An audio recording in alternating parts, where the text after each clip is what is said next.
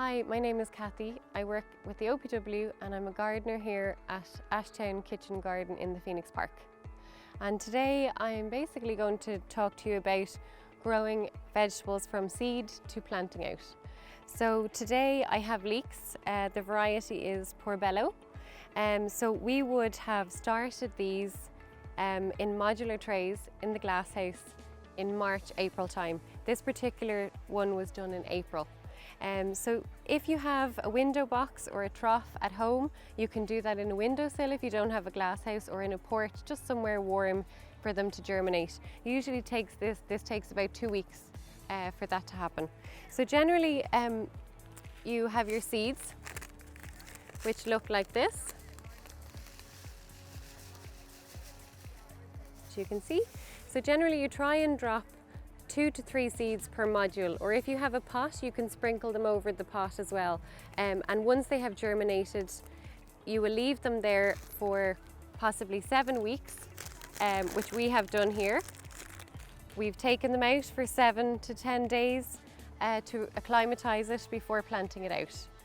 So for whatever space you decide to plant in, either your trough or your bed, here we have a raised bed which is well drained. We have weeded it, which is very important to stop competition. Give it a fine tilt, take any lumps out, and the bed is ready for planting. We have sprinkled it with water beforehand just for the soil to settle. So generally what you use is a cane. I have a bamboo cane here to use as a dibber. You have a trowel which you can use as your spacer and also for planting. If you have a larger space, you can use the handle of a rake, which will make a nice straight trench if you're doing a larger size plot. So I'll start off with my bamboo cane. You generally make a hole about 15 centimeters deep, and you will take your leek out of your tray, and you can see the roots on the bottom is generally a good sign that they're ready to be planted. You can also see it on the tray below that there's a good root system there. So generally you will place them into the hole and put the soil back around. And the same again here. So depending on the size of the trough you might have, or the pot, you can plant them closer together. It just means you might have thinner leeks. Or if you have bigger space, you can plant them 15 centimeters apart. Or if you have 2 trenches, make sure your trenches are about 30 centimeters apart.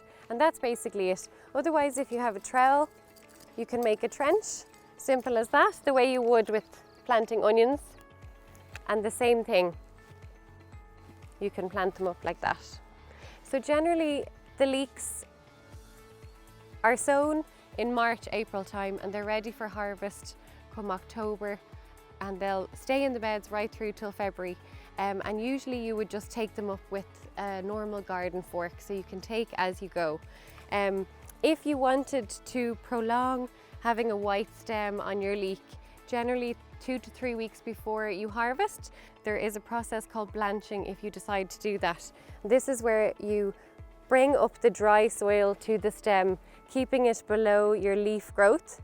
And this excludes the light and it gives you longer, whiter stems if that's what you want. If you're not worried about that, you do not have to do that.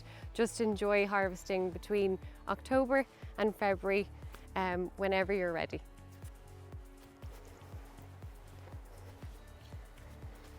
Hi, so we're now in the fruit tree section of the wall garden here in the Phoenix Park. So in particular, we're going to talk about apple tree pruning, but it also is the same technique for both plum and pear as well within this garden. So the tips would be for pruning for the summer months and the winter months. So if you're starting off and you want to try and prune your apple tree the way we have here, this is called Espalier apple trees. This was popular in the Victorian times because they needed space, and it's a very good way of growing a variety of crops underneath it. Also, the reason the branches are lateral is the sun hits it evenly, there's good airflow, and it causes less disease. So if you're starting off and you want to buy a single whip variety, the way you would prune this particular technique would be to start off with your main stem. If you have a wire frame or a wall, if it's down much lower, you would pretend this is the base of your tree.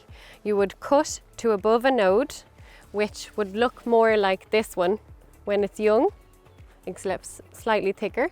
You would cut above the leaf, which is known as the node of the branch, and therefore you would aim in the winter months to get a lateral stem and also 2 branching stems, which would be your branches for this year. So basically you can see it here. This would have been cut to here from the beginning. We got a main leader and 2 offset branches. So from looking at this tree, it was planted 9 years ago roughly. So every year you aim to get your next step.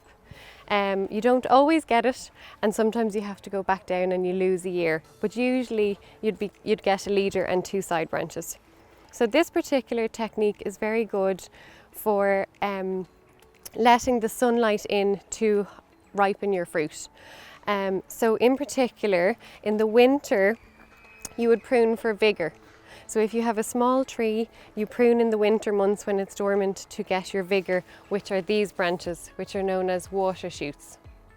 So a good example for your summer prune would be one like this. So this would be your water shoot, which you can see here. You've got your fruiting apples, which you can see there. So you want the energy to go back into this and not into the leaf growth. So you would pick a node, usually 2 to 3 above your fruit crop, and you would cut. This directs all the energy back into the fruit and improves the spurs for next year.